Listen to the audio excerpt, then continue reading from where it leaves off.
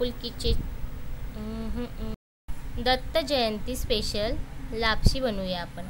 मी येथे घेतला आहे गव्हाचा भरडा 200 ग्रॅम आहे, 150 ग्रॅम गूळ आहे, अर्धी वाटी म्हणजे छोटी वाटी आहे तूप, डालडा मिक्स आहे, थोडेसे खोबऱ्याचे काप, काजूचे तुकडे 7-8 काजूचे तुकडे, 5-6-7 विलायची घेतली आहे आणि मनुके घेतलेत।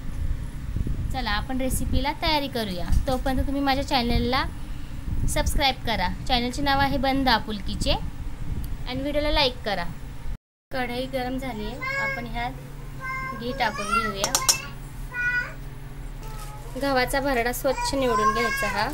आता आपण ह्याला तुपात भाजून घेऊया। तूप आपलं गरम आहे, आता आपण भरडा भाजूया।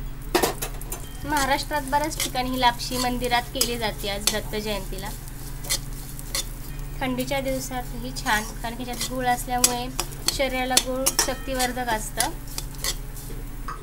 एका साईडला आपण गुळवणी करून घेऊया गुळाची। 150 ग्रॅम गूळ घेतला मी 200 ग्रॅम भरड्यासाठी। 1 वाटी पाणी ओतू आपण। हा आपला भरडा भाजून तयार आहे। 5 मिनिटं लागलीत मला। थोडा फास्ट गॅसवरच भाजलाय मी लालसर। एका कढईत आपण थोडंसं तूप गरम करून त्यात खोबऱ्याचे तुकडे भाजून घेऊया।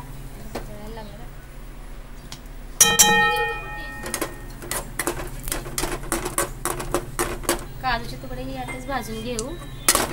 थोडी माझी कढई तापल्यामुळे पण ठीक आहे, तरी छान रोस्ट झाले हे बघा, भाजले छान पैकी। हे आपलं मनुकही भाजून तयार त्यात।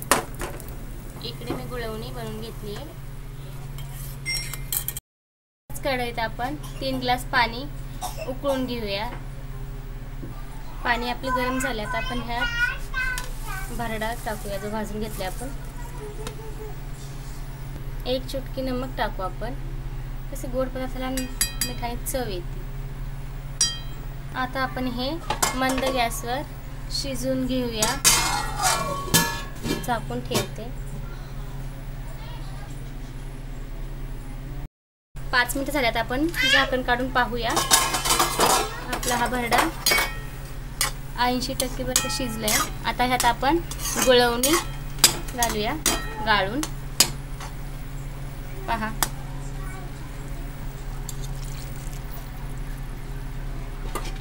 गुळवणी मी घातली आहे। आता आपण पण त्याला झाकून ठेवूया थोडा वेळ। ड्रायफ्रूट्स टाकू आपण, भाजून घेतलेले खोबरं, मनुके आणि काजू, विलायचीचं कूट एकत्र करून घेऊ सगळं आणि पुन्हा झाकून ठेवू आपण 5 मिनिटासाठी। 6-7 मिनिटं आपण ही मंद गॅसवर झाकून ठेवली होती। या मग लवकर गरमागरम लापशी खायला आणि माझ्या चॅनलला सबस्क्राईब करायचं विसरू नका। थँक्यू।